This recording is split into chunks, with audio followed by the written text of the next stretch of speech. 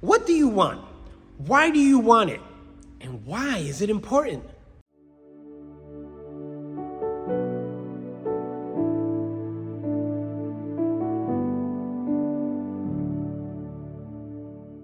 Welcome to PSA. My name is Felix if you're new around here. And if you're back, thank you again for the continued support.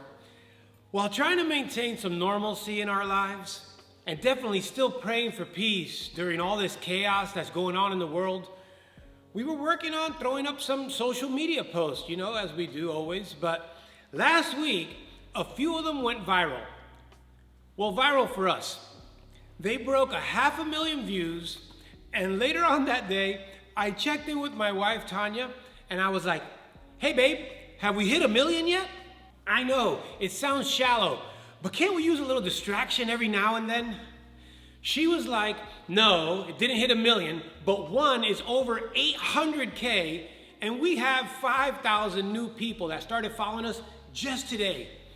So basically, we put up a post that any other day would have received a couple hundred views, but today, I caught myself not satisfied because I hadn't hit 1 million yet. What fights might we be choosing, and for what reasons?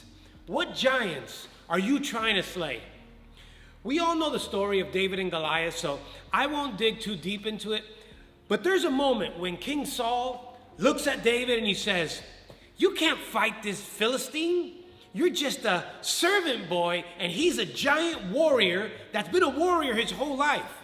David would go on to slay the giant, free his people, and later on even spare Saul while he waited until God decided to elevate him to become king. What voices are you letting speak into your life? And are they catalyzing you forward or holding you back? Don't let a Saul suck the life out of you when there is a source that has placed a life in you beyond anyone's wildest dreams. Don't accept the title of servant when you are a giant slayer. My giant has always seemed to be fighting with satisfaction. I am never totally content with anything that I accomplish. It's a dangerous position to be in because the wins are so short-lived and the battles, they seem endless. Now, I could go back and forth listing a bunch of victories or setting up goals and knocking them down, but until I know and I acknowledge and accept that I am enough in Christ, I will never find peace in me. But if you're familiar with the scriptures, you may say, there's so many glorious scriptures that call us up to more. For example, one of my favorites, in Jeremiah 29:11, it says, for I know the plans I have for you, declares the Lord. Plans to prosper you and not harm you. Plans to give you a hope and a future. God's promises for prosperity and hope is claimed as a life verse by so many, including me. And it's found on everything from like pillows to mugs to tattoos to social media captions or messages like this. But what isn't so blatant is the backstory of this verse. This is a lot of the problem with modern Christianity, whether it's believers or non-believers, knowingly or unknowingly, taking the verses out of context to serve their purpose and not God's. This is not a promise specifically to each of us, although we read it anticipating that moment when our suffering ends and the flourishing begins. But what it is, it's a powerful statement of how good our God is. Jeremiah is speaking to the people of Israel who were in exile in Babylon. Their homeland had been conquered by the Babylonians, and they had been taken prisoner as punishment for their disobedience to God. Hananiah, a false prophet, proclaims that God would free the Israelites from captivity and return them to their homeland in 2 years, which was a lie. So Jeremiah, the true prophet of God, makes the statement in this verse to clear things up and quotes God's actual promise. Yes, a plan that offered hope and a prosperous future, but it was not the plan that the Israelites had envisioned. So nothing like Hananiah's lie or Israel's wishes. Now, doesn't it always seem that way? We may be having to question some shady leadership, or God's timeline is not matching ours. You have a plan. You may even think it's a God plan, but God be like, huh? Who told you it was going to be like that? The details of God's plans were linked to a set of instructions that are actually found just a few verses earlier. In Jeremiah 29:7 it says, "Also seek the peace and prosperity of the city to which I have carried you into exile. Pray to the Lord for it, because if it prospers, you too will prosper." God linked the Israelites' hope and future prosperity to the success and prosperity of serving the Babylonians.